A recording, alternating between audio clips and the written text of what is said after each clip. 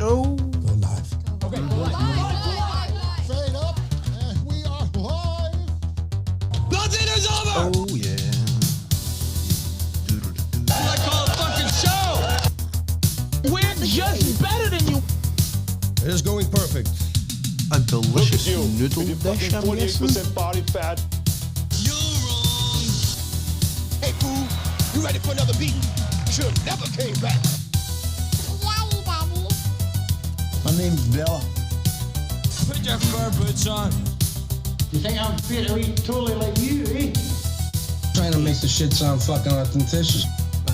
Let's see a little more. I love this. And what you gonna do when Hulkamania and the largest arms in the world run wild on you? Welcome to the Nothing Is Over podcast with me, your host, Robert Kelly. How are we doing, gangsters? Welcome. Well, episode 43 is going to be a big one, a special one for myself, and I'll explain. You see, I did a podcast in the long ago, back when the podcast bubble was just blooming, called Something to Talk About Podcast, with a pal of mine, Stephen Maguire, and we did that show for about a year, 2016 to 2017. Moderately successful, you could call it, as back in the day podcast. It still gets downloads right now. I still get notifications about weekly fucking numbers on it and stuff, so people still listen to it. It's strange. It's so out of date. We've not recorded anything in almost 10 years. And that podcast made it to episode 42. In my own podcast, this one, the Nothing Is Over podcast. Nothing is over! Fucking no struck a wee button in a while, eh? We have now made it to 42, but the next one is 43, so I beat the old one. I've got something kind of cool planned for it. I hope it all works out. So what do we have for this episode?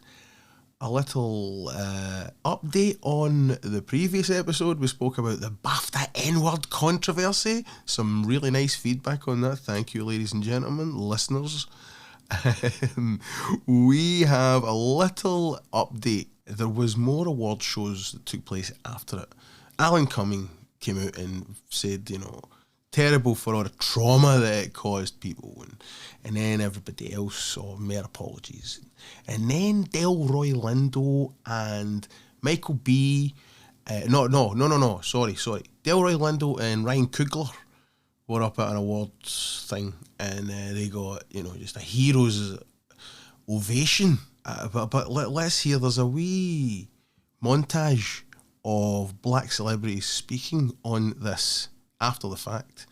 It's posted by somebody called Brett Cooper. Don't know who they are. I'm sure they start commenting at some point, but we'll cut it off before then. Let's hear it. I think I ought to put my hands on that white boy. Institutionally, we still don't understand what Not exactly dispelling any of the stereotypes there. inclusion means. I was there and it Inclusion? What does inclusion mean, you ableist bitch? was painful. If there are any white men out here in the audience, Lord, with Tourette's, whatever medicine they on, they better double up on it, Lord. The reality is, he shouldn't have been in the room. He shouldn't have been in the room. That's Charlemagne. He shouldn't have been in the room. He had a fucking movie made about him that made it to the highest awards in his land, his own land, Britain. Such a proud evening it should have been for that guy. And if anybody wanted to know the reason behind his sudden shocking outburst, watch the fucking movie they made about him that he's there for. But he's not allowed to go.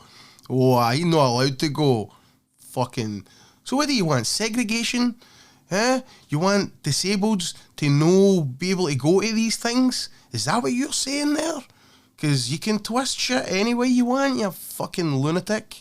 Discriminatory piece of crap who sits on a throne propped up by superficial allegations of oppression. It's your throne. No, this is a Brett Cooper. That's just what I said anyway. So there's a wee update on that. They're not letting it go. Poor fucking John Davidson getting strung up. But hey, that movie is coming on Netflix here in the UK. I think the 10th of March it is. So more people will get to see that film. more support. His support swells daily. I can see it online and it's fantastic to watch. So there's a wee update on that. Let's get to the important stuff. What would you like to do now? Go to the movies. All right. All right. Big news, big fucking huge news in a film that I am dreading, by the way. Heat 2. It is one of the greatest films ever made, Heat. I can right now just crack my neck and look at a poster that's been up there for a long time, and it'll never come down because it is one of the greatest films ever made.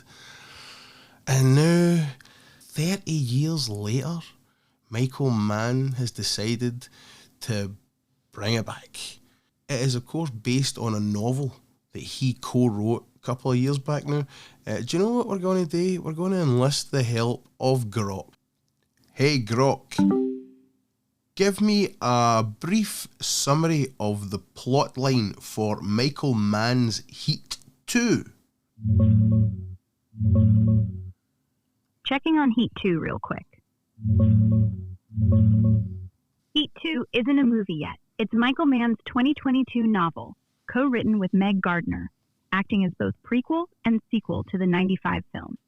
Right after the original ends, Chris Shiherlith, wounded, on the run, scrambles to vanish from LA while Vincent Hanna hunts him down.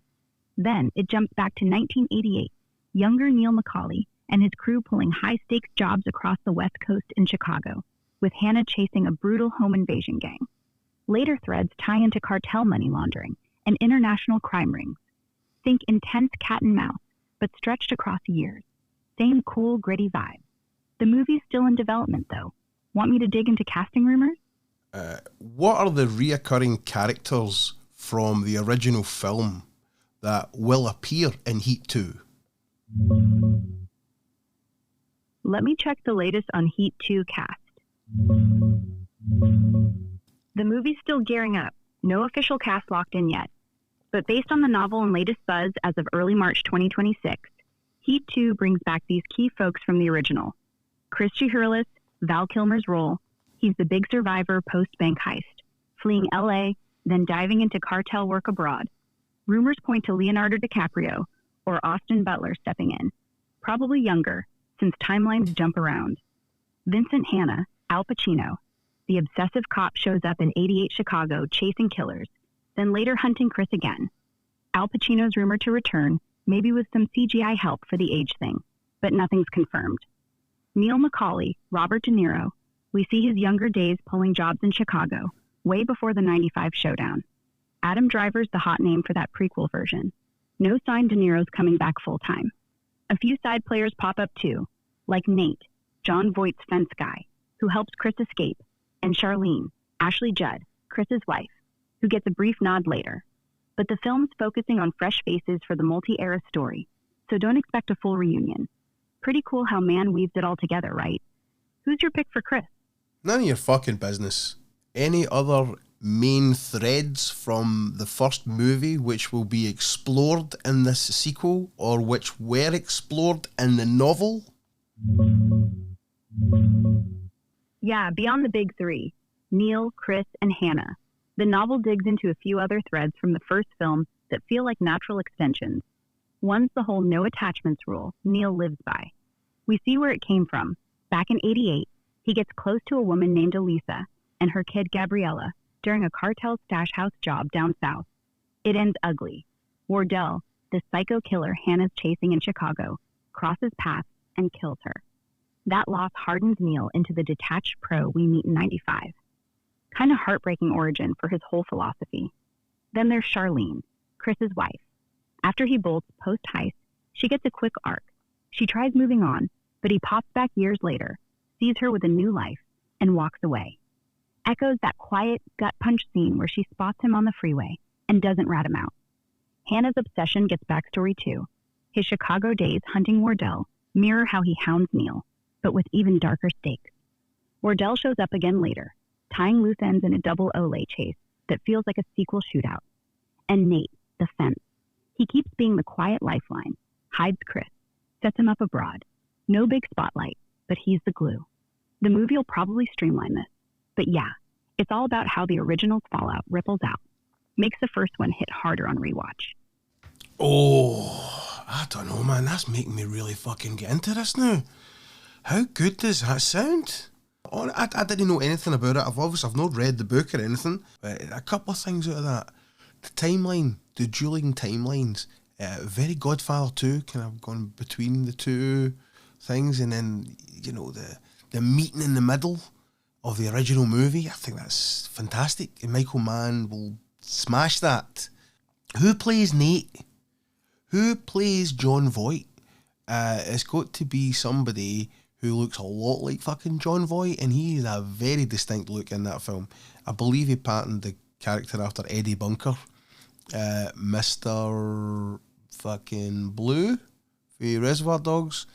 He wrote Straight Time. It's that Dustin Hoffman, famous jailbird who turned his ex-criminal career into fucking an accomplished author and actor. And I'm pretty sure John Voight modelled his character after Eddie Bunker.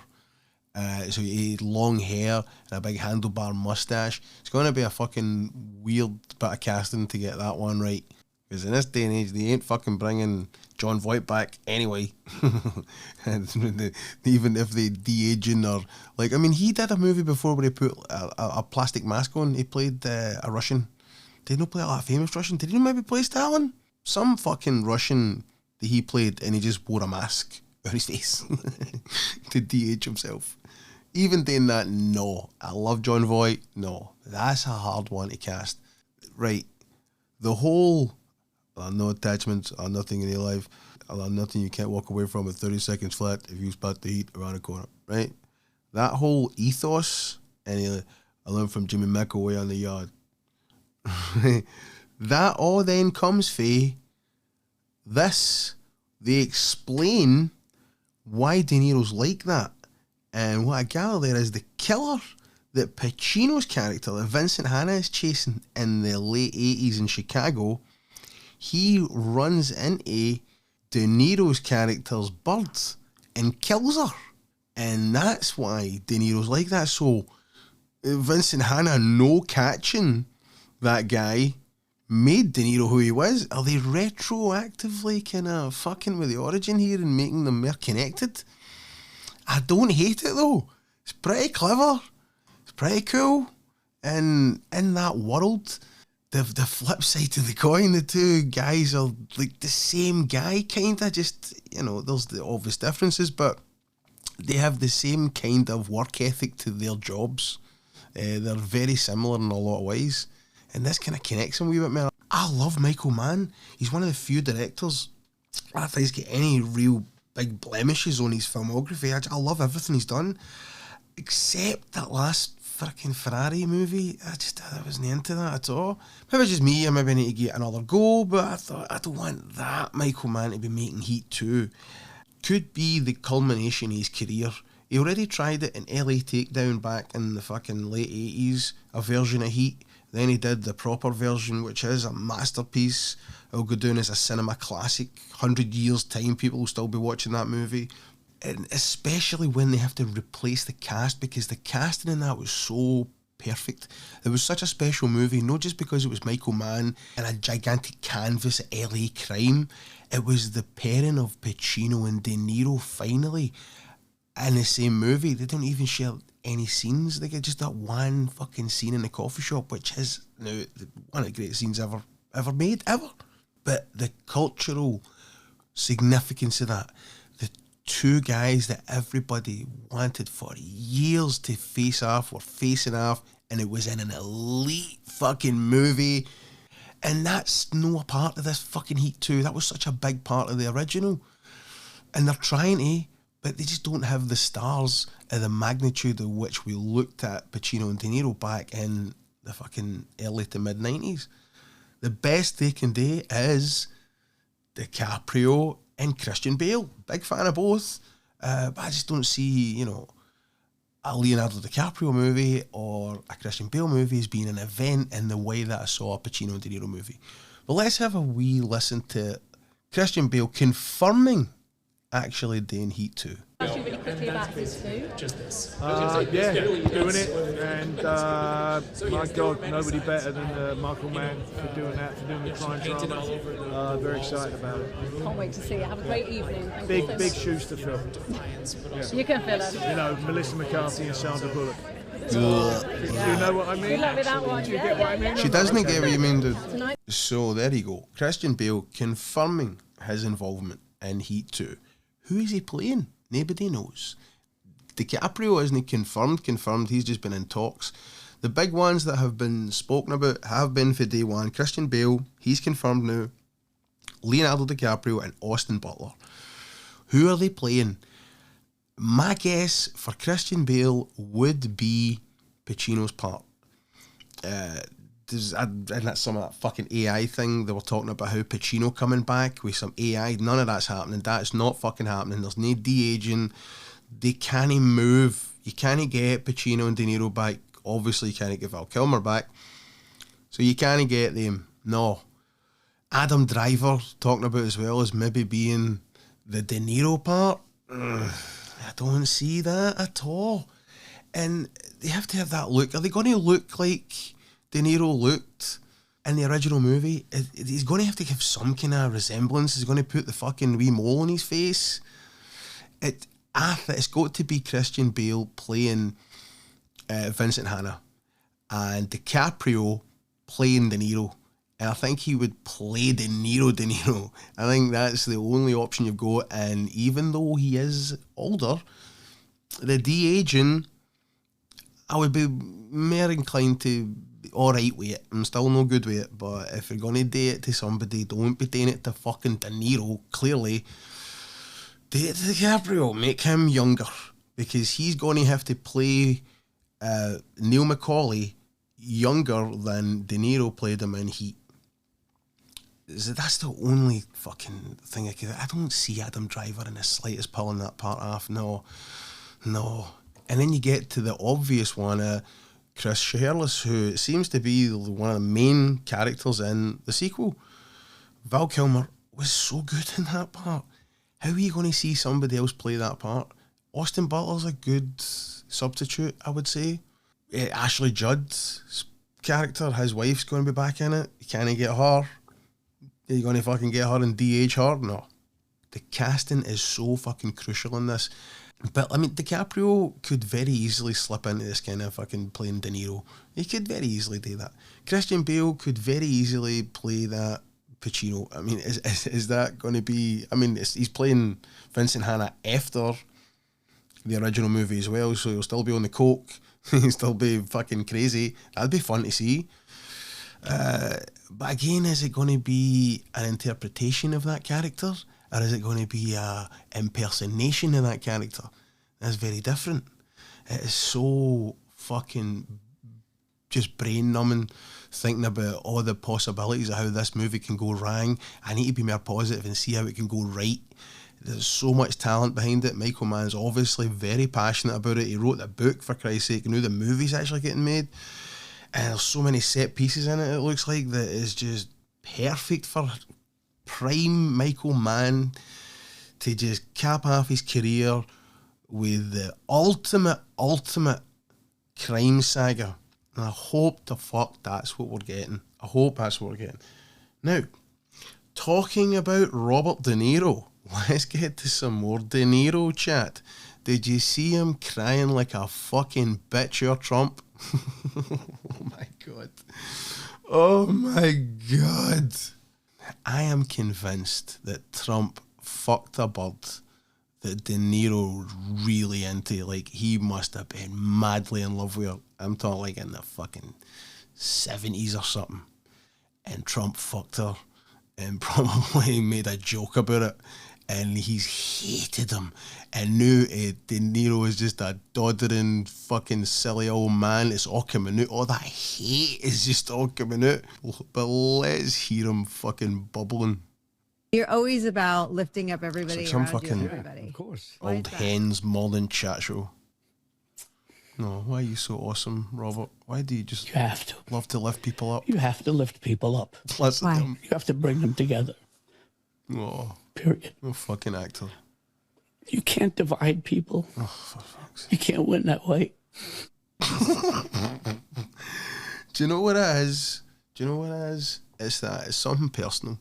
It's definitely something personal. I know it's all coming out that he's an old man. He's an old emotional fucking doddering, soppy old man who just became a father again at like 82 years old, whatever he is. He's emotional. And he's remembering that horrible bad man who fucked a lassie that he was in love with. I'm convinced that's it.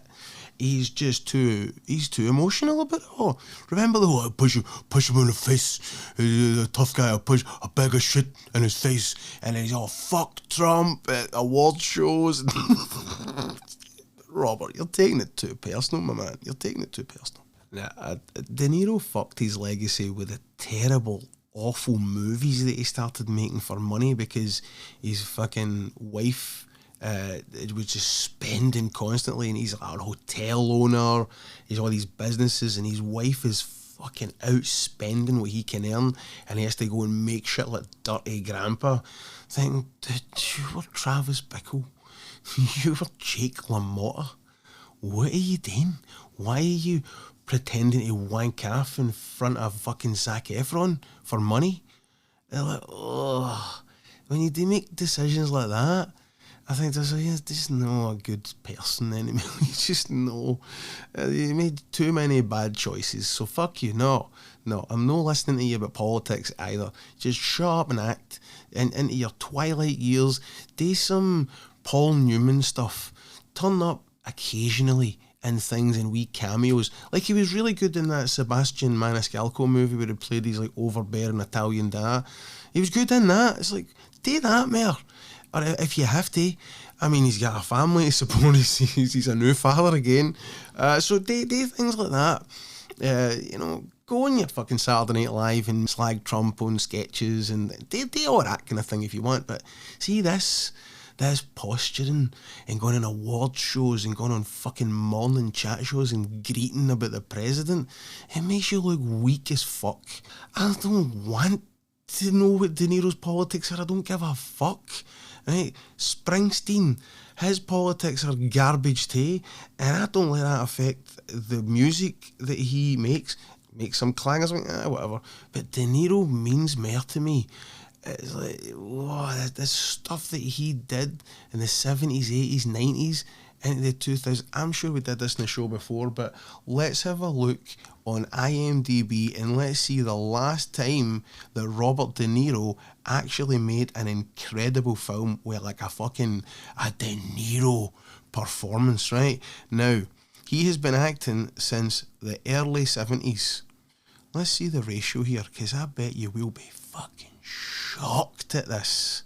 He started acting, I think, it may have been the late 60s with the fucking Brian De Palma movies. Right, late 60s. Aye, right. So he has been acting since the late 60s. Now, we have to get to, right, here we go. Heat. Right, well, I mean, fuck me, right. Casino, Heat, The Fan, Sleepers, Marvin's Room, great cameo, Copland, Jackie Brown, Wag the Dog. What that fucking run in the 90s he had. Great Expectations, he was very good in that. Ronin has been... I love that fucking movie for day one. It's now being seen as a classic, thank fuck. Analyze This, fantastic. Flawless, very good as well, very good. They played a grumpy neighbour and Philip Seymour Hoffman was like a drag queen who stayed next to him and was like loud and annoying. And then we get to The Adventures of Rocky and Bullwinkle. I think that's where it fucked up. That's where he took money for the first time and fucked his legacy when he said on a fucking stage inside the actor's studio that actors, students and just film geeks and nutcase people like me took as gospel, because back in the day you never saw long form interviews for these people, these fucking actors, artists, directors, and on this inside the actor's studio they had a long form interview with like really cool fucking questions about their acting process, and you found out so much about them. For De Niro, the New York actor, to be in the New York actor's studio, I feel like Bradley Cooper was in the audience for this kind of thing, and it meant so much to them, him just being there. And I remember they asked him, would you say the line for Taxi Driver? You know, are you talking to me?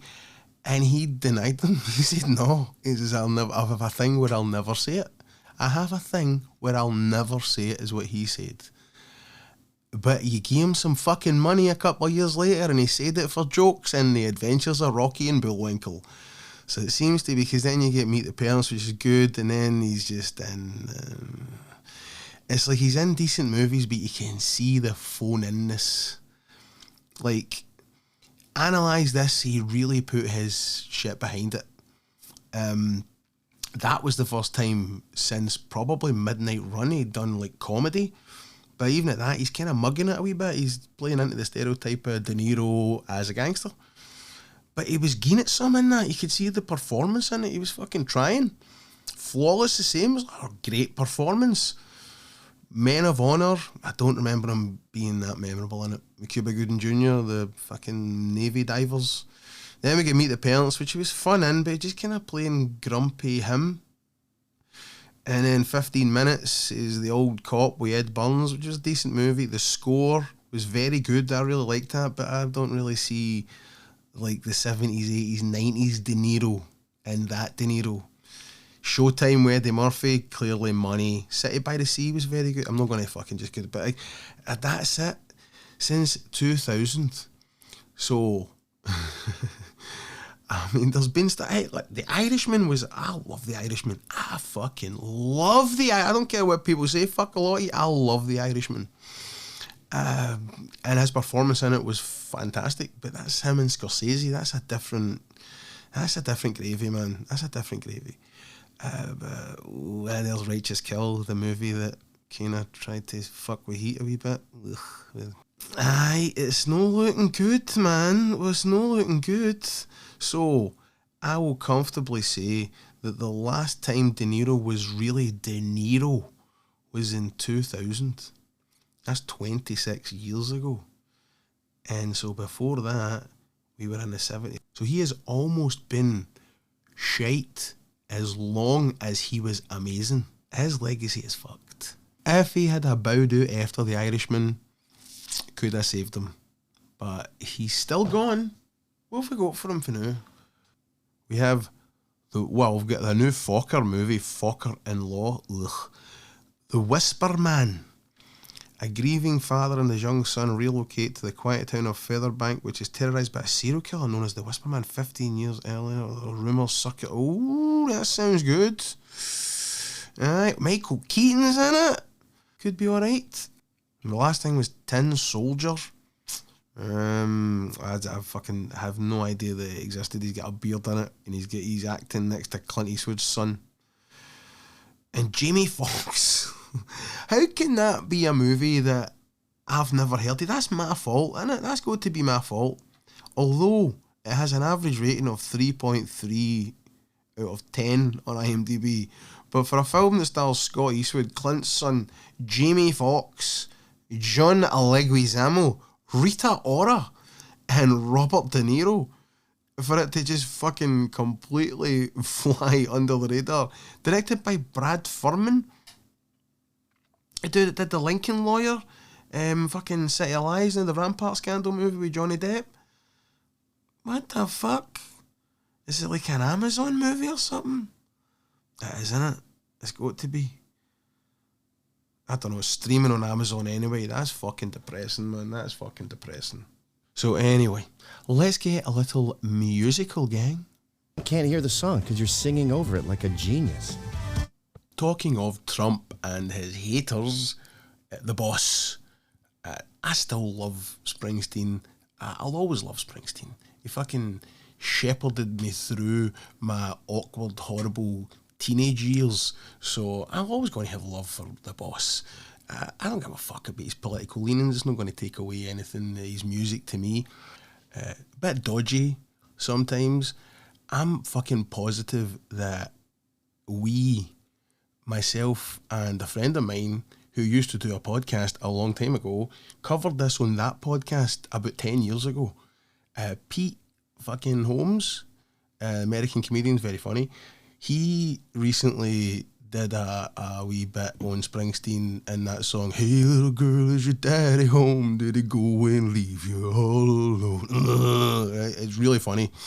And I'm sure we did that fucking years ago. Know that I'm saying Peter Holmes copy. Fuck, of course I'm not saying that.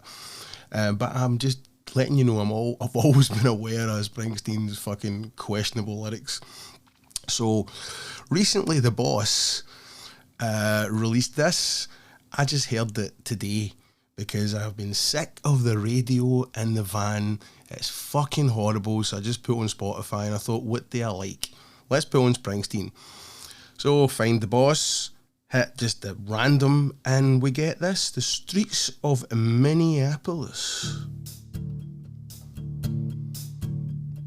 Through the winter's ice and cold, down Nicollet Avenue, a city of flame fought fire and ice neath an occupier's boots. An occupier's boots. King Trump's private army. Hey, that's fucking plenty. That's plenty. King Trump. Hey, anyway, please, Robert, keep politics out of the show. So, anyway, that got me thinking. Do you remember a time when we used to have clever political songs, or at least fucking cool ones? And my crazy mind automatically went to one of my favourite political songs ever. Oh, do you know that? That's an iconic start, innit? "We Didn't Start the Fire," Billy Joel.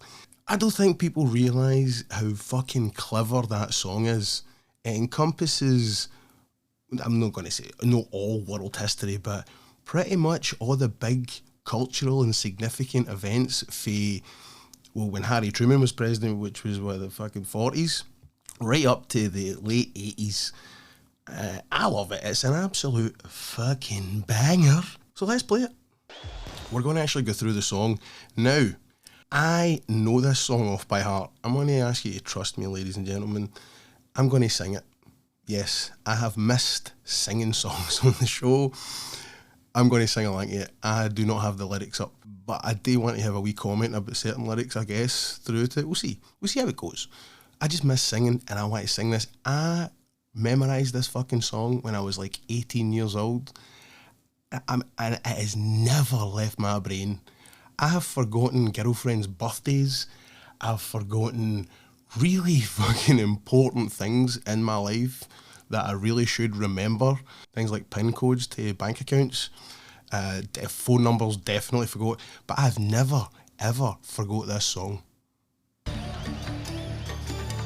Oh, the video was cracking too.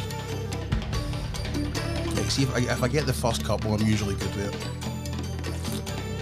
I need to remember how it starts. Harry Truman, Doris Day, innit? Right. We're ready. Let's go. You ready?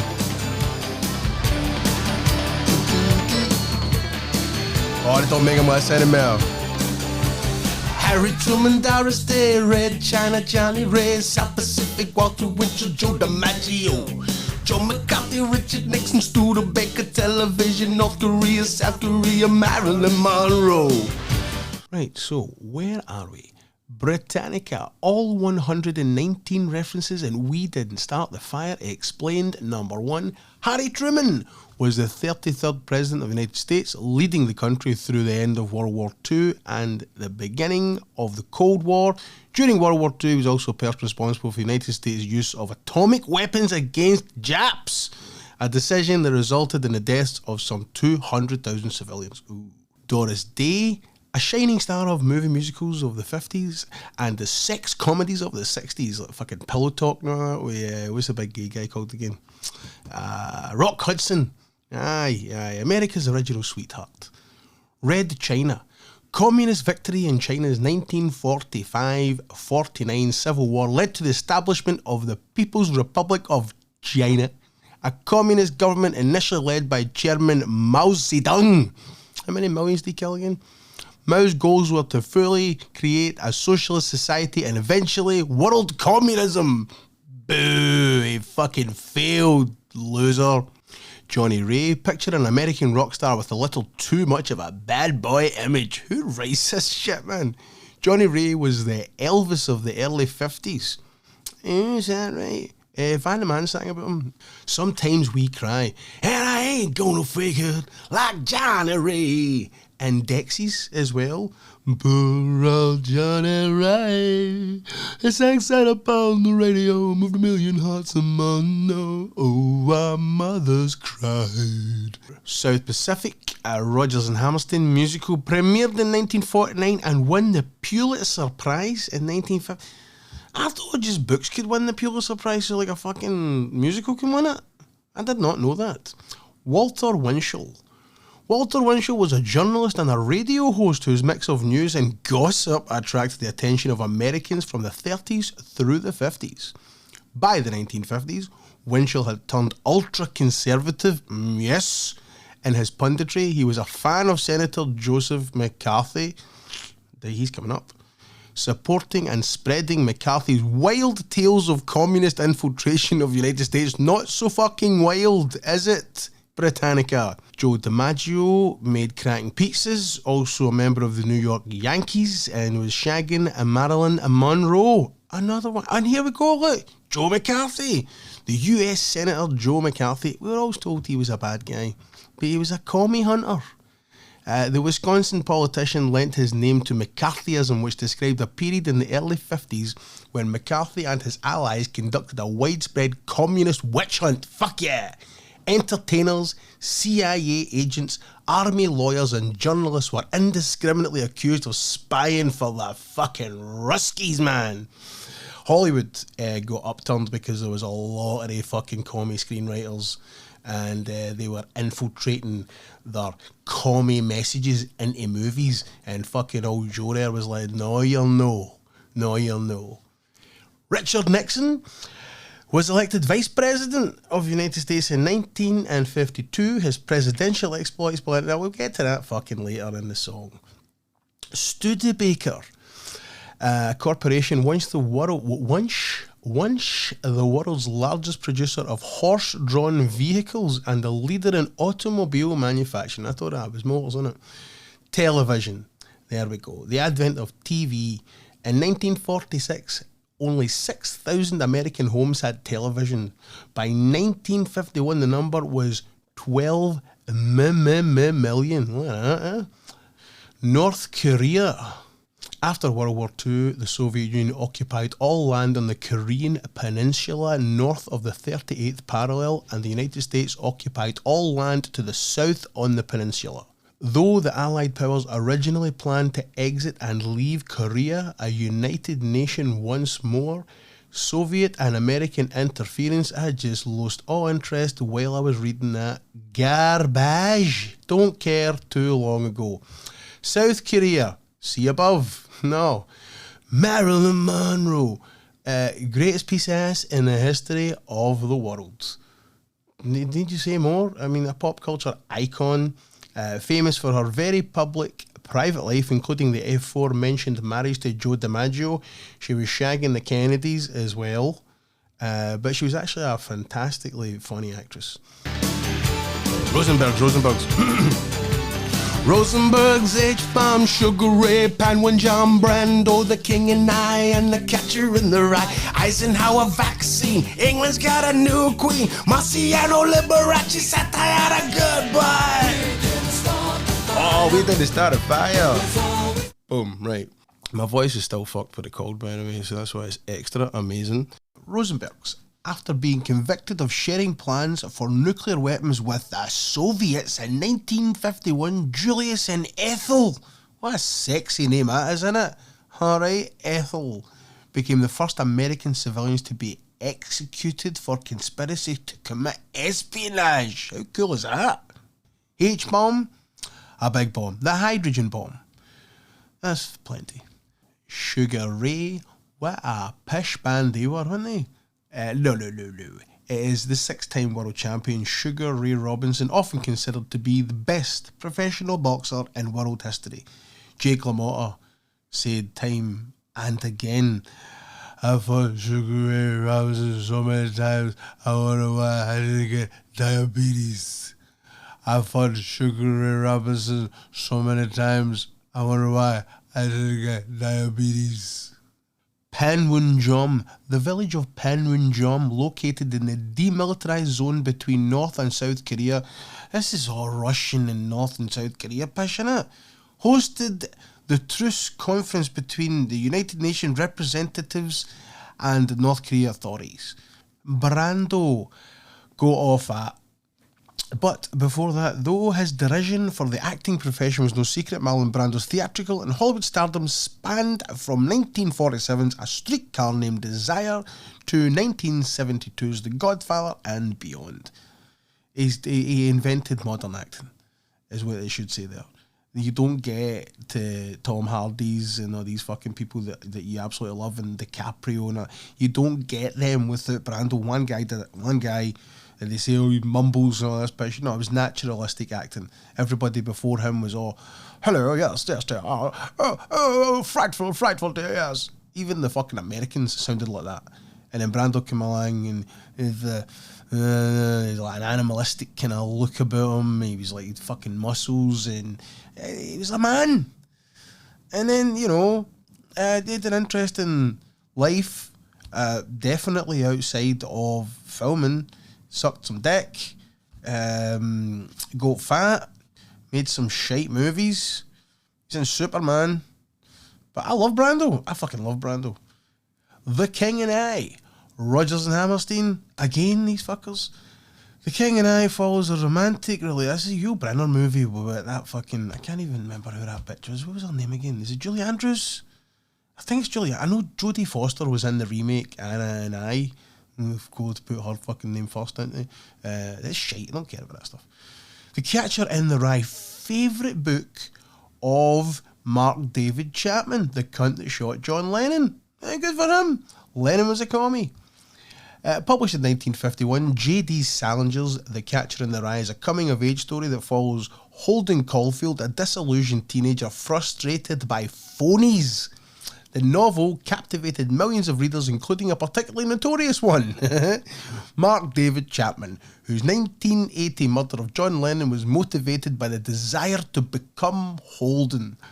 Aye.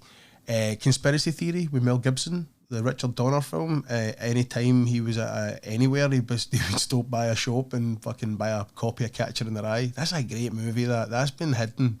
The fucking elites hide that film. You're not allowed to see that movie. It was a fucking huge bomb, but what a great film. Eisenhower. Dwight D. Eisenhower served as President of the United States from 1953 to 1961. The United States' first major civil rights victories since Reconstruction, including Brown versus Board and the Civil Rights Act 1957, occurred during his tenure. Vaccine. Ugh. Jonas Salk. This is right. It was announced to the public the trials of the first polio vaccine in 1955. England's got a new queen. Elizabeth II was crowned Queen of the United Kingdom following the death of her father, George the VI. Marciano. Rocky, the original Rock. Heavyweight boxer. Undefeated. Boxing champion from September 23rd, 1952, when he knocked out former champion Jersey Joe Walcott to his retirement in 1956. He was killed in an airplane crash in 1969. Liberace. Famed coxman, loved the birds, couldn't get enough of shagging a woman, absolute stud muffin, the extravagantly costumed pianist, Liberace built his career playing popular music in his own unique style. The Liberace Show, a fucking television variety program, premiered in 1952.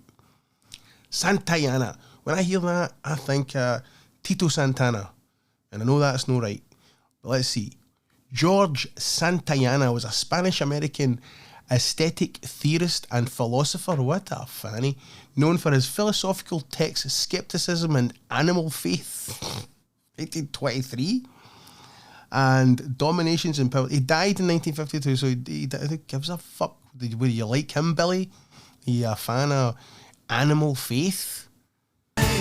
Joseph Stalin, Alan Carr, Nasser and Prokofiev, Rockefeller, Campanella, Communist Bloc.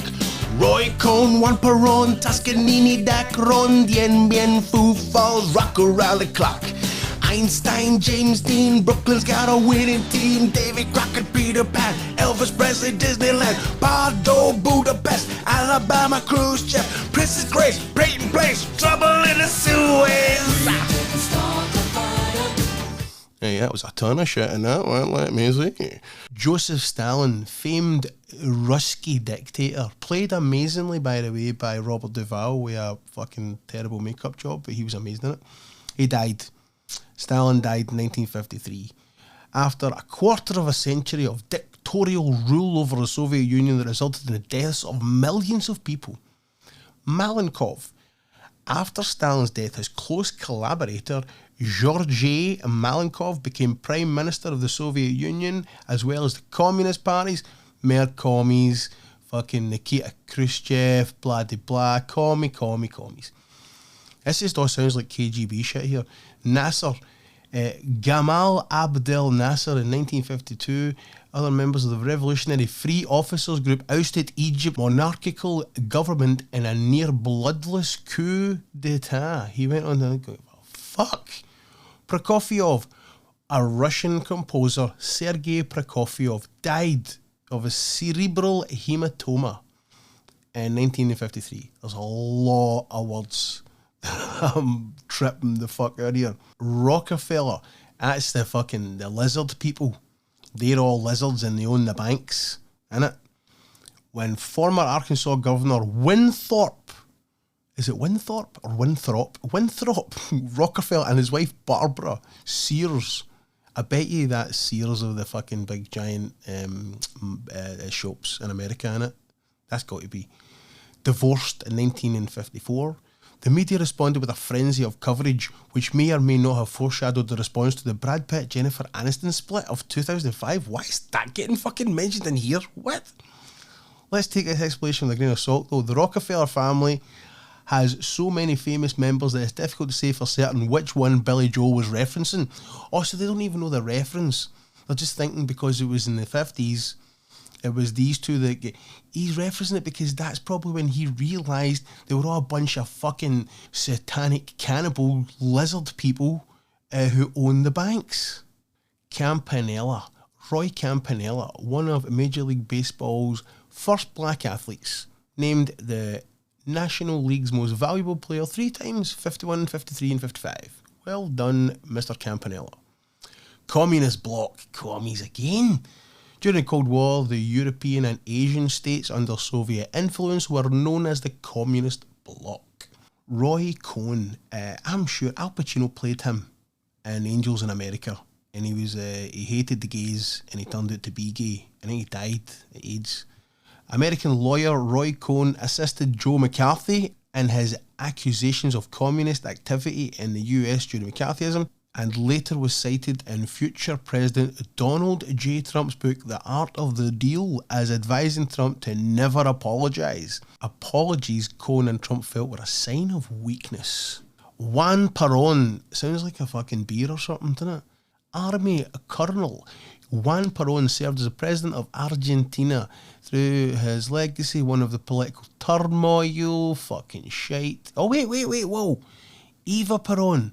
Oh, Evita. Know that musical Evita? Madonna played her. He supported the leadership of his wife Eva, a former actress who arranged financial support for labour unions. Oh, there you go. Toscanini. What is that? Is that a kind of pizza? One of the great virtuoso conductors of the first half of the 20th century, Arturo Toscanini, died in 1957. Dacron, which debuted 1951 as a brand name of an artificial high-strength textile fibre sometimes used in medical procedures. Who gives a fuck? What, did that just rhyme with something, Billy? Do you really care? Did you really need to put that in? Dien Bien Phu Falls. Now, this one isn't referencing a waterfall. Thanks.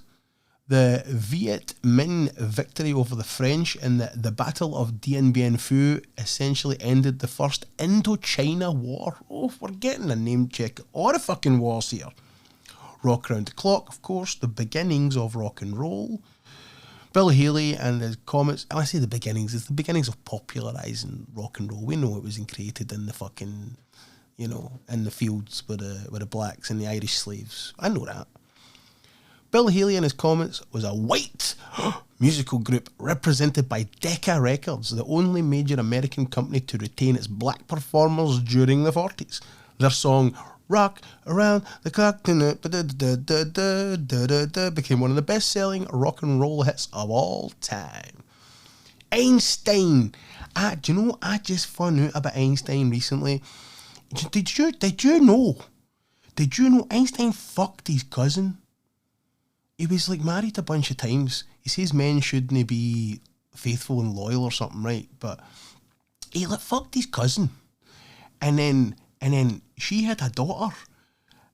My research didn't go far into, and it didn't really tell me a lot if it was his daughter or no, but he fucked the daughter too. And he was also fucking another 5 women, and one of they women was a spy. Listen, I think that cunt, see the decisions he made there, just in the people he was shagging, I don't think anything he says was real, and I think the earth is flat. James Dean, of course, icon. James Dean starred in only a few films before dying in a 1955 car accident at age 24. Died at 24, that's a fucking sin, isn't it? Brooklyn's got a winning team, the Brooklyn Dodgers, World Series, fucking baseball. Davy Crockett, guy with a fucking funny hat. John Wayne played him with the Hunt Squirrels or something. What did they do? Disney's Davy Crockett, King of the Wild Frontier, premiered in 1955 following the real but often exaggerated exploits of the legendary frontiersman and politician. Peter Pan, it's a Disney fucking, the movie, Peter Pan movie, G.M. Barrie play, came out in 1953. Elvis Presley, the king of rock and roll, dominated the charts from 1956 to 58. Is that it? They didn't only have a couple of years of chart domination. Big E's the man. Disneyland. Though Walt Disney began planning themed experiences at his Burbank film studios as early as the 40s, Disneyland, his Anaheim, California theme park, didn't become a reality until 1955. Right. So he just opened up Disneyland in 1955. Brigitte Bardot. I'm sure she just died not long ago. Fucking darling. Actress, obviously, and a lot of Euro trash fucking arty films. But Budapest. Much of the 1956 Hungarian Revolution against Soviet rule was centred around the capital of Budapest. All right. Alabama. I'm going to guess there were some racial tensions. Let's see. On the 1st of December 1955, Rosa Parks' arrest for refusing to give up. That's a lot of shite. She wasn't even really black either. She was Indian. And they did that. This is propaganda. I'm being dead serious. This is real propaganda. They did that whole thing with another woman and it failed because people weren't bothering with her. And Rosa Parks as well, they tried it with her a few times. It was the dry run that happened to make this shit happen in public and to be get to the fucking back of the bus, you can't sit with the white people. It's a load of pish. It was a load of shite. Nikita Khrushchev, oh Nikita, you will never know, served as the Prime Minister of the Soviet Union from 58 to 64. Right, fuck off. I don't care about these foreign politicians. Princess Grace, Grace of Monaco. 1956 Hollywood star and Hitchcock muse Grace Kelly abandoned her acting career to marry the Prince of Monaco. Peyton Place, I'm sure that was the first soap, wasn't it? Let's see, one of the first soap operas to successfully air in primetime, Peyton Place premiered in 1964 and introduced American viewers to small New England towns secretly populated by scandal. The series was based on a notorious 1956 novel. Trouble in the Suez. Months of political tension between Egypt and Britain and France and the Nasser guy, and I don't give a fuck. Hit it, Billy. Little rock bastard Pasternak, Mickey Mantle, Kerouac, Sputnik, Cho and Live, Bridge on the River Kwai, Lebanon, Chastagal, California, baseball, Stockwell, a homicide, children of the little mile. Buddy Holly, Ben Hur, Space Monkey Mafia, Hula Hoops, Castro, Edsel is a no-go, U2, Sigmund Rhee, Paola and Kennedy, Chubby Checker, Psycho, Belgians in the Congo. Little Rock. 3 years after Brown versus Board of Education declared segregated public schooling unconstitutional, 9 black students enrolled at the previously white-only Little Rock Central High School in Little Rock, Arkansas. The intense harassment and violence perpetrated against the students by white people eventually prompted US President Dwight D. Eisenhower to send protection in the form of federal troops. That's the racial tensions that we're talking about. Pasternak, Boris Pasternak's novel Dr. Zhivago. Oh, that big sweeping David Lean. He's such a huge David Lean fan. Billy Joel, I'm realising here. Omar Sharif, Julie Christie. An epic tale of the effects of the Russian Revolution in 1917 and its aftermath on the bourgeoisie family. Did I say that right? Bourgeois? Are they called bourgeois or the bourgeoisie? I don't know. Modern dialect has fucked my brain. It was published in 1957 and became an international hit, earning Pasternak a Nobel Prize for Literature. The rejection of the novel by the Soviet authorities, however, compelled Pasternak to decline the award. Oh, he was too scared to get fucking whacked by the Ruskies. He was like, no, you're alright. Keep your Nobel Prize. Mickey Mantle. New York Yankees player Mickey Mantle ended his 17-year baseball career in 1968, having helped the Yankees win 7 World Series and having hit 536 home runs. A Bronx Tale. Mickey Mantle, I remember young C was all upset because of I think it was how people were talking about the Mick. They were slagging him. And maybe he had a bad performance or something. I'm not a baseball fan, no have a fucking idea. Remember the old Sonny says that's what he was upset about. Is like Mickey Mantle makes $100,000 a year. How much does your father make? See if your father can't pay the rent. Go ask Mickey Mantle, see if he cares. So Mickey Mantle. Kerouac. Beat poet Jacques Kerouac published On the Road. A load of pish, by the way. Have you ever fucking read that? Oh, it is fucking garbage. All the people were depraved lunatics. Him and Ginsberg and all the people that Dylan fucking licked their arses. It's a road trip novel described by Britannica editor, of which we are reading right now, the Britannica website, as the Bible of the original hipsters. Well, if that isn't a recommendation to steer the fuck clear of it, I don't know what is. Sputnik. The Soviets launched Sputnik, the first in a series of 3 artificial Earth satellites in 1957. It began a space race. They just sent fucking rockets into space. If you believe that is true, it's up to you. Space is real, not you landed on the moon. There you go, Sputnik. Cho and Lai served as the first ever premier. It's a person. I thought it was a place all these years. The People's Republic of China. From its creation in 1949 until 1976, he was also its widely travelling foreign minister. From 49 to 58, he signed a treaty, a load of boring shit, blah, blah, blah. Bridge on the River Kwai. See, Billy Joel is a big David Lean fan. Released in 1957, The Bridge on the River Kwai, based on a novel by Pierre Boulle. Did DeNiro write the fucking Planet of the Apes movies or not?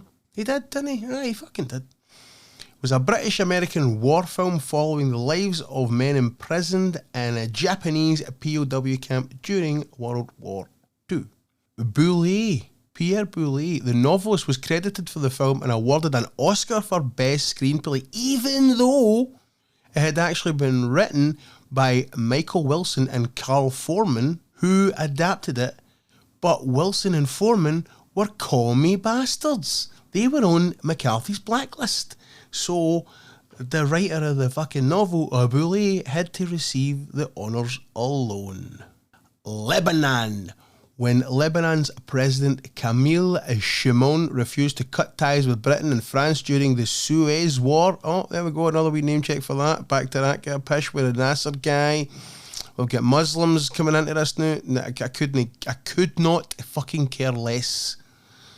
Charles de Gaulle, French president. Let me see. Yep, French president, big nose. From 58 to 69, determined to establish France as an independent power, blah, blah, blah. California baseball. In 1958, the New York Giants followed the Brooklyn Dodgers from New York to California, becoming the San Francisco Giants instead. Oh, but the New York Giants are an American football team now, so they got to call themselves that because the baseball team fucked off to the San Francisco. Starkweather homicide. This is Charlie Starkweather. There was a lot of shit based on him. Number one being the Springsteen song, Nebraska. True romance, of course, but where does that get it for? I'll tell you. One of the greatest ever film debuts of a director in history, Terrence Malick's Badlands, with Martin Sheen and, I was going to say Carrie Fisher. It's no Carrie Fisher, it's fucking her who played Carrie, Sissy Spacek. Anyway, the real story is 19-year-old Charles Starkweather, a James Dean enthusiast who tried to imitate Dean's rebel without a cause, bad boy style, embarked on a 1958 killing spree that resulted in the deaths of 10 people, including the parents and young sister of his 14-year-old girlfriend, Carol Ann Fugit. Starkweather was arrested after a high-speed chase. He was executed, and Fugit, then one of the youngest Americans ever charged with first-degree murder, was sentenced to life in prison. That's a lot of fucking scandal for a small-town people in the 50s. Children of thalidomide. The medical compound thalidomide, developed in 1950s in West Germany as a sedative and tool for preventing nausea, was discovered to cause severe fetal malformations when taken during pregnancy. It was removed from the market in 61 and 62 after affecting thousands of children. Fucking tragedy. Buddy Holly, played amazingly, by the way, by Gary Busey, and I believe his only Oscar nomination in the Buddy Holly story. But after hearing Elvis Presley in 1955, former rhythm and blues devotee Buddy Holly became a full-time rock and roller. With his band, The Crickets, Holly released the meticulously crafted tracks Not Fade Away, Peggy Sue, and That'll Be the Day. Ben-Hur, considered one of Hollywood's best biblical epics. 1959, Chuck Heston, by a young Jewish prince who encounters Jesus Christ, our Lord and Saviour. Space Monkey. Full confession here, I thought this was like a joke. I thought it was a comedy skit. I thought it was shit that people just made up, that they sent monkeys into space. Apparently it's real. I thought that was just how fucking Planet of the Apes started with that guy, the writer, but it's real. In 1959, monkeys called Abel and Baker became the first primates to survive the journey home after being launched into space by the United States. If you believe space exists. Mafia. 1959, La Cosa Nostra mob boss Vito Genovese was convicted of conspiracy to violate narcotics laws and sentenced to 15 years in prison, from which setting Genovese would continue to operate the organised crime group via his vast network of contacts. We're at number 71 now. Hula hoops. Not the crisps, not the delicious tasty snack, but variations of the hula hoop have existed since ancient times. Since ancient times when fucking Jesus and the apostles were getting the hips swinging. But it wasn't until the 50s the toy was marketed in plastic, then a brand new material, microplastics, and that for the 50s they fucked us. Do you know we swallow a credit card a week of microplastics? An estimated 100 million hula hoops were sold in the United States alone between 1958 and 1960. You might need to fact check that I just told you about the credit card thing. It might be a month. Sounds good though. Castro. Fidel Castro served as political leader of Cuba from 1959 after he led a revolution until 2008. That's right. And do you know what he kept in his cigar box on his desk? Famous Cuban? Sweeties. Yep. Yep, he was a big fucking fanny. Edsel is a no-go. Ford's Edsel automobile was named for Henry Ford's son, Edsel Ford. At the time, a not uncommon name among American men. After the new car flopped commercially, Edsel disappeared from baby name books for good. Apparently no one wanted their child associated with a vehicle that Time magazine describes as looking like a midwife's view of labour and delivery. That's a fucking... So Edsel, that name just disappeared because the dude's fucking motor was shite. U2, not the Irish rockers, obviously. It's a bomb in it or something. An American U-2 reconnaissance plane was shot down over the Soviet Union in 1960, with Soviet Premier Nikita Khrushchev calling the fight an aggressive act. Wee bit of fucking poking and prodding in the Cold War, that's what that was about. Syngman Rhee was the first president of the Republic of Korea. Don't give a fuck. Payola. The Payola scandal of 1959 into the 60s, where all these musical artists and their fucking sleazy managers would pay off DJs in order to, bump up the songs in the charts a wee bit. Got some good DJs paid. Revealed by a 1959 federal investigation, the Payola scandal saw radio DJs taking bribes to promote certain songs and records. Kennedy, JFK, the 35th President of the United States of America. Chubby Checker. I'm sure that cunt's still alive. Though the creator of the dance craze The Twist was in reality the rhythm and blues singer-songwriter Hank Ballard, American Bandstand regular, Chubby Checker is credited with popularising the dance among white and black audiences. Psycho. Alfred Hitchcock's suspenseful thriller Psycho, released in 1960, received 4 Academy Award nominations and a spot in the classic film canon.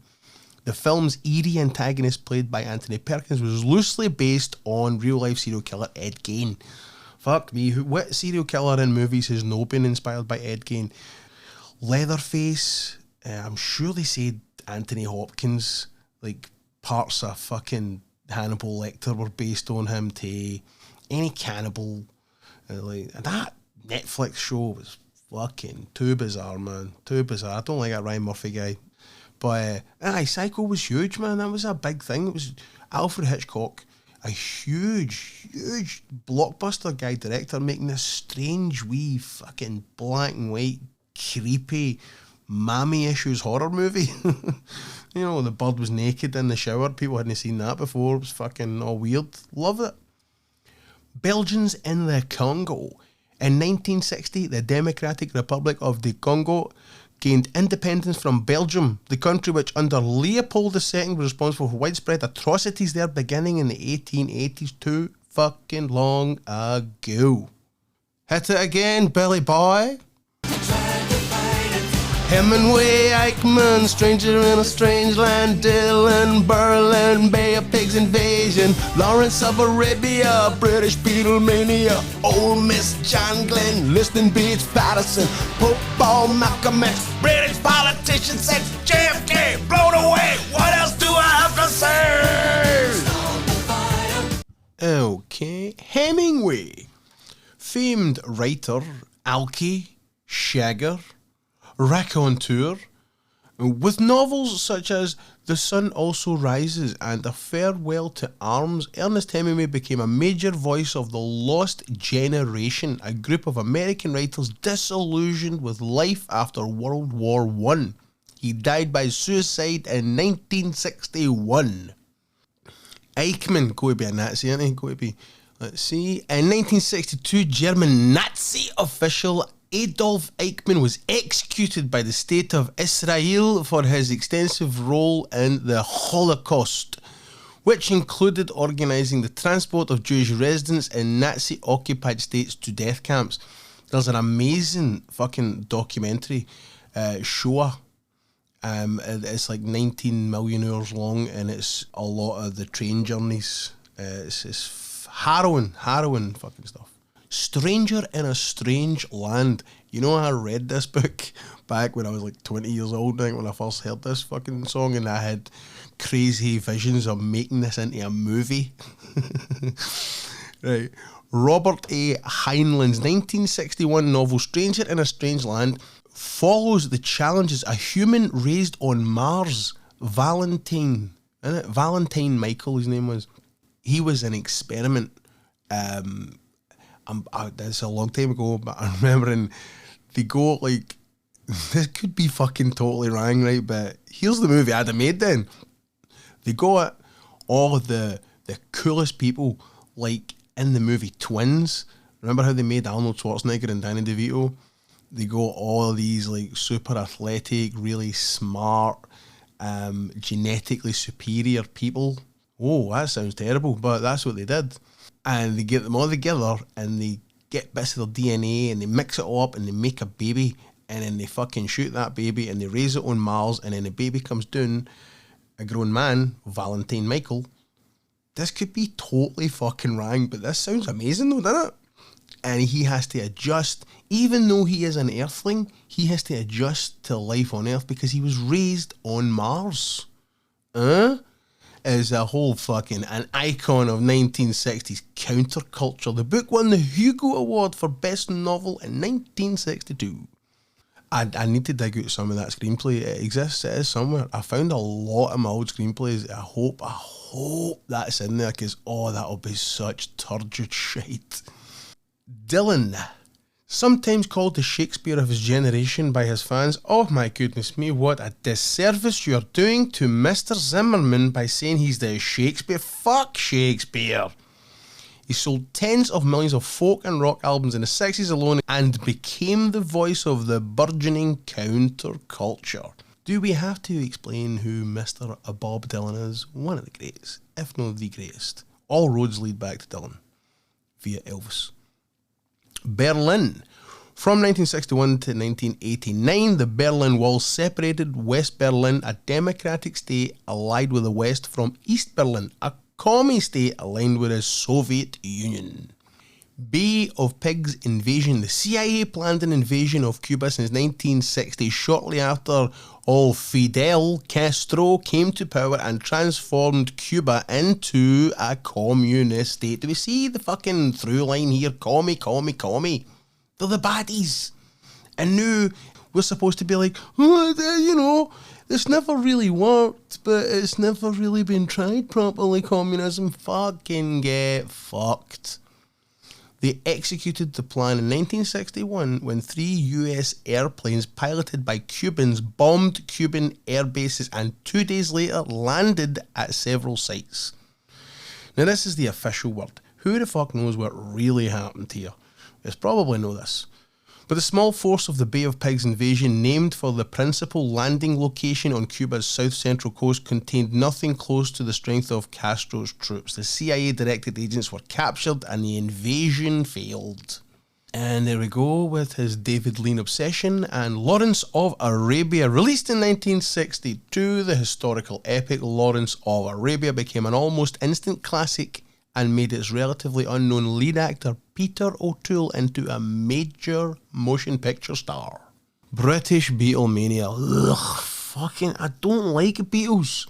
I'm fucking sick of having to hear how amazing they are, and I just don't get it. I don't understand how... George Harrison's solo stuff is amazing. But the Beatles, I listen to their albums on a loop. When I get into something, I obsess.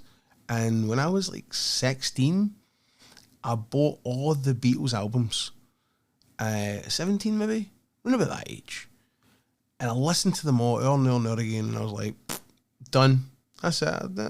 I've experienced the Beatles, and I get really nothing out of it.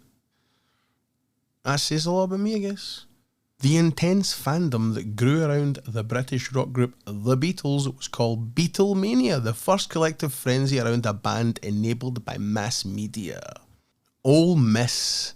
What is this?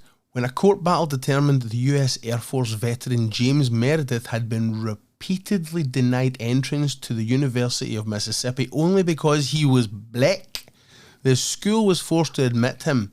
In anticipation of racist mob violence, U.S. Attorney General Robert F. Kennedy called in federal protection in 1962 so that Meredith could safely register for classes. John Glenn, in 1962, became the first American astronaut to orbit Earth, if you believe that kind of thing, completing 3 orbits. Did he now? The Soviet cosmonaut Yuri Gagarin had completed a single orbit in 1961, making him the first person in space. And he's the first person in space. Okay, no bother. Liston beats Patterson. And you know what? We're not got to Muhammad Ali yet. We don't. I know the fucking lyrics. What am I saying? Like I don't know how the song ends. He doesn't name check Muhammad Ali. Doesn't even name check Cassius Clay. Alright. American boxer Sonny Liston became the world heavyweight champion on September 25th, 1962 when he knocked out Floyd Patterson in the first round of the match. Okay. Pope Paul. Giovanni Battista Montini was elected the Pope on June 21st, 1963, choosing the name of Paul VI. I'm not good with Roman numerals. You thought that was a joke the first time. I don't know it. What is that? 6. V is 5, Rocky 5, right? And then after that, if there was a Rocky 6, VI. So it's Paul the 6th. He oversaw much of the Second Vatican Council, which ran from 62 through 65, and his tenure affirmed the Roman Catholic Church's opposition to birth control. See, birth control is fucking terrible for women. And its firm stance on priestly celibacy. Good, yes. Don't be shagging nothing, priests. You hear nothing, not a fucking thing. Malcolm X. The revolutionary civil rights leader Malcolm X was assassinated in 1965 while delivering a lecture in Harlem, New York. British politician sex. This is the Profumo affair, isn't it? 61, British Secretary of State for War John Profumo began an affair with a 19-year-old Christine Keeler, a dancer with Russian connections. Though Profumo lied to Parliament in 1963, saying there was no impropriety whatsoever, who the fuck's going to believe you? What? She was like a darling 19-year-old fucking dancer. What? In the couple's relationship, evidence to the contrary was too strong to ignore, such as your eyes. 10 weeks later, Profumo resigned. Keeler, in response to the scandal, posed for a series of provocative publicity shots. There's a fantastic movie about this called Scandal with Joanne Whalley, formerly Joanne Whalley Kilmer, playing, what's her fuck? Keeler. Is it no Gandalf plays Profumo? I can't remember. One of which, picturing her nude astride a chair, became one of the most iconic photographs of the 60s, and that was the cover that they recreated for the movie. The incident spelled the downfall of Profumo's Conservative Party within a year. The Labour Party defeated the Conservatives in a national election. So, the Tories, one of the Tories lied about pumping a 19-year-old dancer, and that took down their entire government. What a shite government for that to take you down. I mean, what? JFK blown away, what else do I have to say? He was assassinated on November 22nd, 1963, while riding the motorcade in Dallas. Yes, he was. The debate will never end. Why? Who? There was recently a documentary they did where they recreated all this shit and they used AI, and it turned out the most likely was one of his Secret Service agents that were all out in the piss the night before, and that one of them was trying to move his gun in the front of the motorcade and fucking blew his head off. And I'm like, wait a minute, no. This is supposed to be like a really scientific look into it. Like, this is it now. Right, we'll figure this shit out. It was a drunk Secret Service agent. No. And it wasn't Lee Harvey Oswald either. It was most likely the mafia, being that Joe Kennedy, JFK's father, had such ties with them, and they rightfully felt they got him into that position of being in the White House. They helped a shit ton to get him all the votes in these places that they ran. And then all of a sudden JFK, and specifically his brother, Bobby Kennedy, started really hammering down on the mafia. And they're like, we fucking put you there. Now you try to put us in jail. Wait a minute here. You motherfuckers got to go. And the CIA with the mafia probably killed the both of them. I say probably, because who the fuck really knows?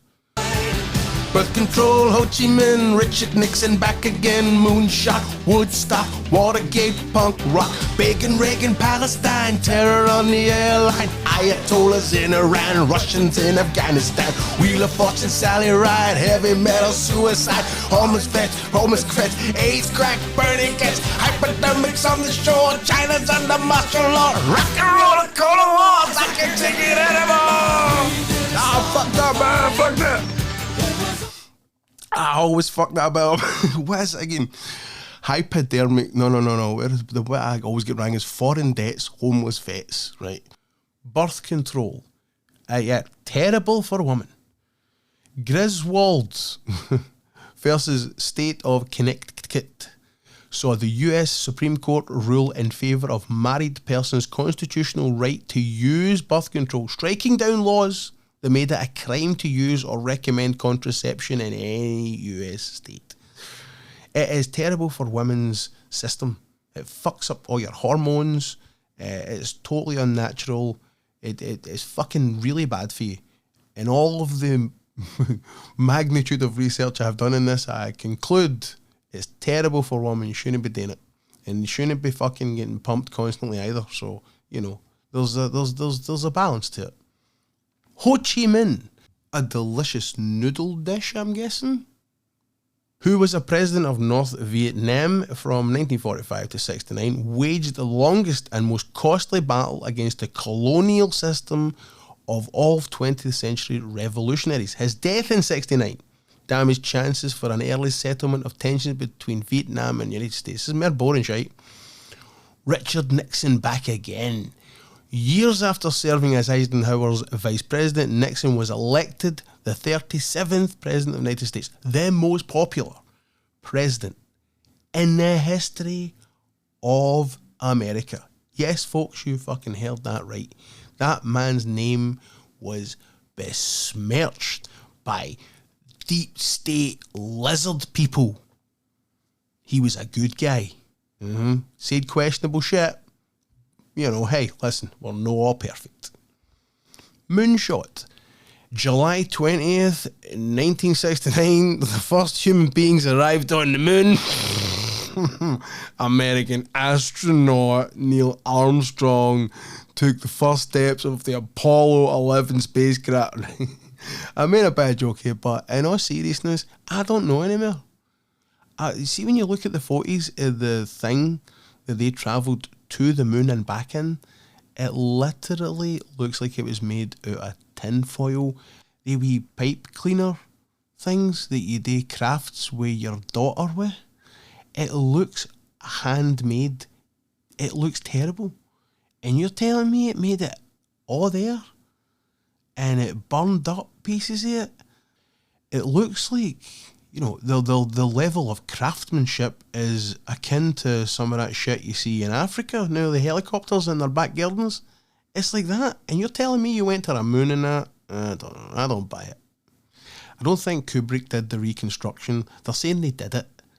Right, this is another official story. They're saying they actually did do it, but the cameras didn't work or something. And so they had to recreate the footage.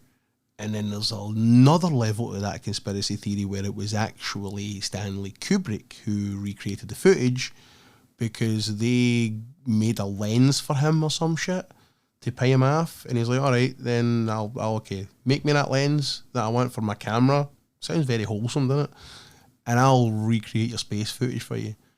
I don't believe it because even his daughter Vivian Kubrick says if my father had done that, it would look way better. I fucking agree with her. So I do not think that Stanley Kubrick was involved in that, no. Woodstock. The Woodstock Music and Art Fair in 1969, though the most famous of the 60s rock festivals, was something of a disaster. Few people bought tickets, but some 400,000 people showed up, mostly demanding free entry. A bunch of fucking hippie swindlers. What? Yeah, dirty bastards. The great unwashed all turned up and all that. We're coming, but we're not paying. We want to see the Who for free. Fucking, we walked about 50 mile, sweaty as fuck, scratching our arses. We've not got a penny to our name, smoking dope, fucking shagging each other. I want to see Jimi Hendrix free. I want to see Joe Cocker free. Yeah, fucking rotten cunts. Which they received. Since the festival security was pretty much non-existent, they should have got the Hells Angels. The event left its organisers practically bankrupt, though they were luckily able to salvage their finances by holding on to the film and recording rights of the 3 Days of Peace and Music. Yes, that's a big, huge movie, that, Woodstock, the movie. Scorsese was involved in it, editing it. And so that kind of, I guess, saved an arse a wee bit. The fucking hippies, man. Watergate. Now, right. First, I'm going to read this. I'm going to read what the official cunt tells you. Richard Nixon's second presidential term was ended by Watergate, a series of interconnected scandals uncovered following the arrests of 5 burglars at the Democratic National Committee headquarters in Washington, D.C. Investigations into the burglary, I can't say that. Investigations into the burglary led to the discovery of multiple layers of presidential misconduct. Nixon had reportedly covered up White House involvement in the break-in, participated in money laundering schemes to help elect Republicans to Congress, and illegally sabotaged political opponents. Facing impeachment, Nixon resigned in 1974. I'm not a crook. The names of future American scandals were fated to include the suffix gate at the end of, like Pizzagate. Right, I think that's a lot of misinformation, garbage, pish, bullshit, shite. They were spying. The Republicans were spying on the Democrats. Do you know who else done that and nobody gives a fuck about? Obama did that. Obama did that to Trump. So, here's my stick in the mud with this. I grew up loving all the President's Men. Love Redford, Dustin Hoffman, good 70s political thriller. Such a great movie. Oh, what a lot of balls. What a lot of bollocks. And I'm going to tell you this. This is how I realise it's all shite. Bob Woodward, the guy that Robert Redford plays in that, basically took down the president. How the fuck did he get that job? He was a nothing guy. That was like his second assignment. And he takes down the president. It's very convenient. But, hey, listen. We could all be so lucky. Who knows? He may have just been a lucky guy. Let's look at the facts here. Bill Murray, funny enough, unpicked this wee thread for me. He was on the Joe Rogan podcast and they were talking about Bob Woodward. And he said, because Bob Woodward wrote Wired about John Belushi, Bill Murray's best pal. And he said that he hates Bob Woodward, obviously. And he said that the version of John Belushi in that book that everybody thinks is John Belushi, is this crazy alcoholic fucking after-rails guy, was the exact opposite. He was nothing like that at all. He was a lightweight, if anything else. Full of anxiety and shit, and such a nice guy. That writer, getting that so wrong, is his research that bad? Or is he just willfully being a bastard and creating a horrible character in order to profit? So that to me is like, well, how the fuck can I trust him? I trust Bill Murray talking about his pal rather than this fucking writer who never met Belushi. So this writer, I'm no trusting him about Nixon. I'm a fuck. And I'm certainly never trusting that movie, All the President's Men. I'll watch it, it's amazing, it's entertaining, but it is fucking nonsense political propaganda. That's that done. Punk rock. Spearheaded by artists such as Lenny Kaye, The Seeds and Iggy and the Stooges, punk rock was blossoming into an international movement by the mid-70s. So, like, fucking, not a big punk rock guy. Yeah. Begin. Menachem Begin served as Prime Minister of Israel From 1977 to 1983 and 78, and Egyptian President Anwar Sadat were awarded the Nobel Peace Prize for securing peace. Reagan, another incredible American president. He was the 40th president, serving from 81 to 89. His tenure was characterised by conservative republicanism, fervent anti-communism, and attempts at folksy charm. Palestine. Arab-Israeli tensions over land occupation mounted in the 70s. In March 1977, United States President Jimmy Carter, the dumb farmer, spoke of the need for a Palestinian homeland and described Palestinian participation in the Arab-Israeli peace process as crucial. Israel's cabinet continued to reject the suggestion of the Palestine Liberation Organization's participation. And now we have terror on the airlines. Is that connected? I don't know.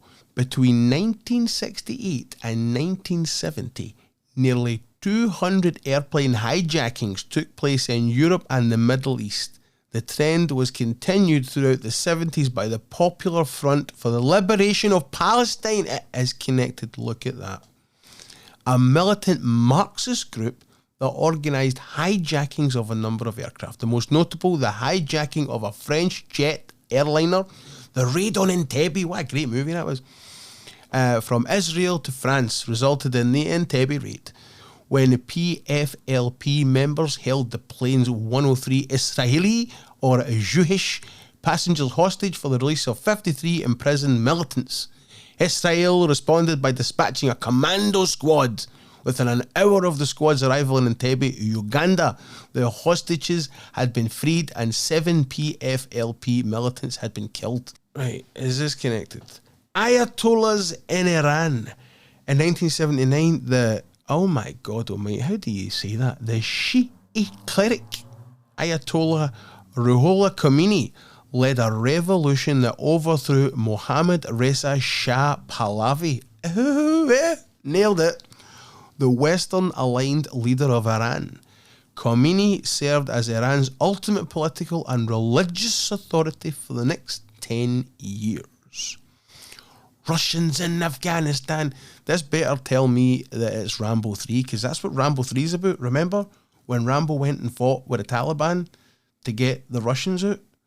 And could they not both lose? In 1979, Soviet troops invaded Afghanistan, intervening in support of the Afghan communist government in its conflict with anti-communist Muslim guerrillas. Guerrillas with a G-U-E, no guerrillas, no like hoo-hoo. The Soviets remained there for nearly a decade. Wheel of Fortune. The American television game show Wheel of Fortune premiered in 1975. Sally Ride. Ride, Sally, ride. Remember that in the Commitments? On June 18th, 1983, astronaut Sally Ride, and she was an astronaut, really, Sally Ride? Ride the rocket? Nah. See, I don't believe it. Became the first American woman in space. Pfft.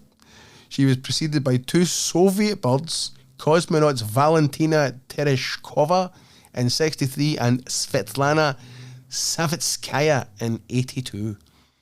They sound made up. The whole thing sounds fucking made up. Heavy metal suicide. I know what this is. This is, remember when all the people, all the like real conservative Christians started hearing, I think it was them, wasn't it? They started hearing messages in the LPs when people were playing them back. It was going, kill yourself, fucking kill your mom, kill your dad, listen to Black Sabbath, all that shit, right? And it was a lot of pish. The heavy metal subgenre known as death metal, populated by artists such as Ozzy Osbourne and Judas Priest, garnered criticism for lyrics encouraging self-harm when 3 young fans attempted or died by suicide from 84 to 85. Listen, if you're listening to them and you're reading their lyrics and that makes you kill yourself, that's your fault. That's not their fault. Foreign debts. The 1980s was marked by a period of inflation often attributed to the United States' growing foreign debts. It's as simple as that. Homeless vets. A growing population of Vietnam War veterans experiencing homelessness in the 1980s exposed the lack of quality healthcare, mental health care, and other resources available to veterans in the United States. Born on the 4th of July is a fantastic movie by Oliver Stone, starring Tom Cruise. It was the first film that I ever saw that actually looked at that kind of thing, where it's a Vietnam vet coming home and how he's treated and what the fucking disgusting vet wards were like, and just leaving him there soaked in his own piss and everything. Oh, it was disgusting. AIDS. Well, they've pretty much cured that now, haven't they? That's fine now, isn't it? That's alright. But in June 5th, 1981, the US Centers for Disease Control and Prevention, the CDC, published a report describing a rare lung infection affected 5 gay men in Los Angeles, California.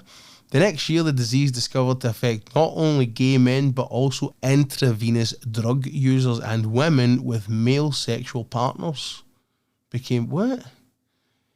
But also intravenous drug users and women with male sexual partners who were gay. Should they not end the sentence like that? Because you're talking about it. The next year, the disease, I'm sorry, I'm blanking here on this. The disease discovered to affect not only gay men, but also intravenous drug users and women with male sexual partners. So women that have male sexual partners can get AIDS. Aye, if the male sexual partner is also gay. Became known as acquired immunodeficiency syndrome, or AIDS. Though the AIDS epidemic first spread during the Reagan administration, homophobic and inaccurate characterizations of AIDS as a gay plague meant that Reagan himself kept quiet about it for years. He refused to say the word AIDS in public until 1985, when the epidemic had already killed thousands. Why are they blaming Ronald Reagan for not saying AIDS on the telly? Crack. Cocaine. Another devastation to the 1980s United States was the crack epidemic, a significant increase in the use of crack cocaine, an affordable, highly addictive and smokable form of cocaine. As President Ronald Reagan intensified the US government's war on drugs, defendants in federal crack cocaine cases, about 80% of whom were black Americans as of 2003. Why is that relevant? Why do you need to tell us the race? Are they racist? Is Britannica racist for pointing that out? I don't know why they're telling us that. We're penalised more harshly than defendants in cases involving other drugs, including powder cocaine. Oh, so if you get done with crack cocaine, you get a harsher sentence than if you had the richer drug. So it's a poor thing. Is that what it is? Is that what you're telling us? Mandatory minimum prison sentences for drug offences meant that possession of 5 grams of crack triggered an automatic 5-year sentence, while it took possession of 500 grams of powder cocaine to result in the same sentence. Ah, okay. Bernie Getz, he's the Subway shooter, isn't he? He's the fucking Death Wish guy. Let's see. Bernhard Getz was a self-proclaimed vigilante who was in reality a mass shooter. He shot 4 black men who he claimed were planning to rob him on a New York City subway in December 1984. By saying he acted in self-defense, even though there was no evidence that the men planned to rob him, Getz was eventually found not guilty of attempted murder. He was convicted only of illegal weapons possession and served less than a year in prison. So what happened then? So what did Bernie do? So he was in a subway. I'm guessing it was at night time. There was 4 black guys. He's got a gun on him. Is he just assuming that the 4 black guys are going to come and fucking beat him up and steal? So he just shot them? He was a right fucking nutcase though. Hypodermics on the shore. In July 1988, more than 70 syringes and vials of blood washed up on New York's Staten Island beach. The cause was improper disposal of medical waste. What? at the area's largest landfill. Instead of following the proper procedures, workers were sending medical waste and other garbage out to sea. Just bags of hypodermic fucking needles and bags of rotten blood, and I was like, just pop it out the back window in the sea, fuck it. China's under martial law, don't give a fuck. Following weeks of student-led protests in Tiananmen Square and elsewhere in China demanding democratic reforms, martial law was declared in Beijing. When Chinese troops attempted to reach the square, they were initially thwarted by thousands of Beijing citizens blocking their way to protect the protesters. Blah, blah, blah, blah, blah, blah. That's the famous picture of the dude with a tap off in it in front of the tank. Okay, got it. Rock and roller cola wars, I can't take it anymore. Soft drink companies Coca-Cola and PepsiCo each fought to win market share in the United States. Both hired rock stars as corporate representatives. Coke went with Paula Abdul and Pepsi went with Michael Jackson. I remember that very fucking differently. I remember it being the adverts being like old 40s and 50s rock and roll songs. And in the adverts on the telly, Pepsi would have fucking Bill Haley in the Comets song, and then Coca-Cola would have like Chuck Berry. That's what I thought that was. So it was just that Coke went with Paula Abdul. What happened to her? And then Pepsi went with Michael Jackson. And then the song just, that's it. So we get to like the late 80s, the rock and roller cola wars. And I thought, so much has happened since this song. Why did he never update it? And I thought to myself, in this day and age, you've got AI and Suno? Well, let's fucking do it ourselves. So I generated a whole mess of lyrics on Grok. Grok's the cool one to, you know what I'm saying? Grok's cool. And so I put in, let me see what my prompt was, right?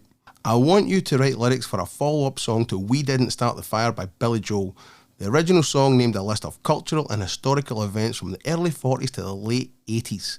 I want you to copy this format and create the same song only with a list of cultural and historical events from the late 80s until present day.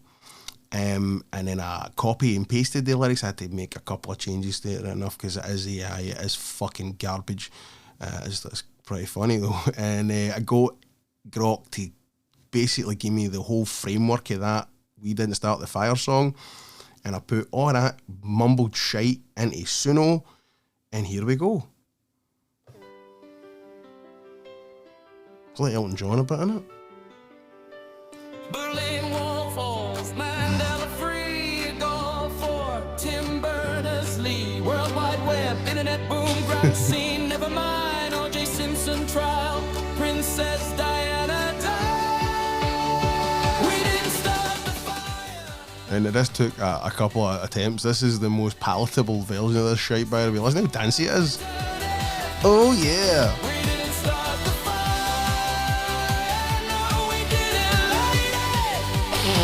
Are you ready? Are you ready? Here's the next bit. Ready?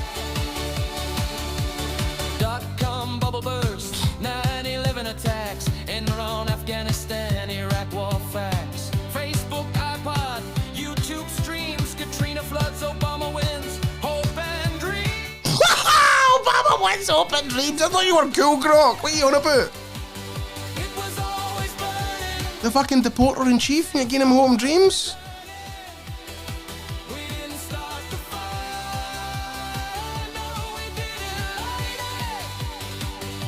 It's a bit like the Killers as well, isn't it?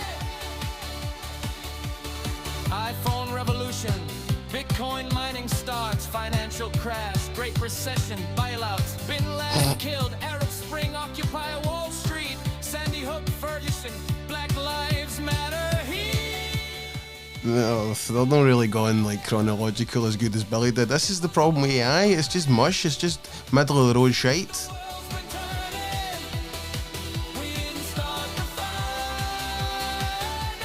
Black Lives Matter heat. Can you say riot? No. Can you say the Black Lives Matter protesters fucking almost tried to burn America to the ground? Is that no lyrically pleasing? marriage, Obergefell legal win, vote Trump elected, walls begin. Hashtag Me Too movement, Parkland kids rise. Pandemic hits, COVID lockdowns, worldwide cries. George Floyd murder, protests burn the streets. January 6th Capitol election defeats. Ukraine invasion, Zelensky stands tall. Inflation spikes, crypto crash, AI for all. Now that's very political, isn't it? I mean, that's what I asked for. Hey, I asked for it. It's AI. It's just what, you know, the folk out there are saying. Doesn't mean it's the truth or lies. Interpretation by AI. Zelensky, fucking actor.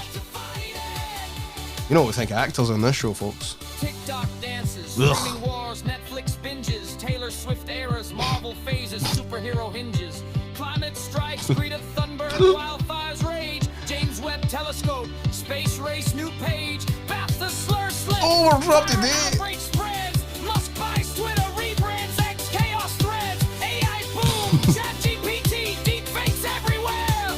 We keep scrolling unaware. Oh, for fuck's sake.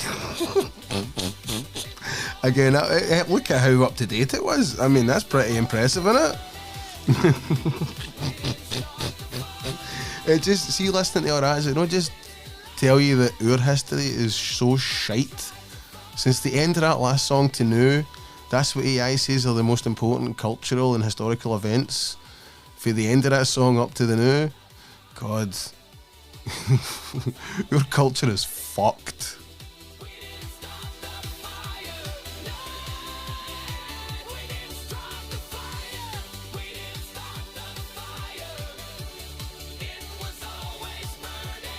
See you next time, gang. How's that for an ender?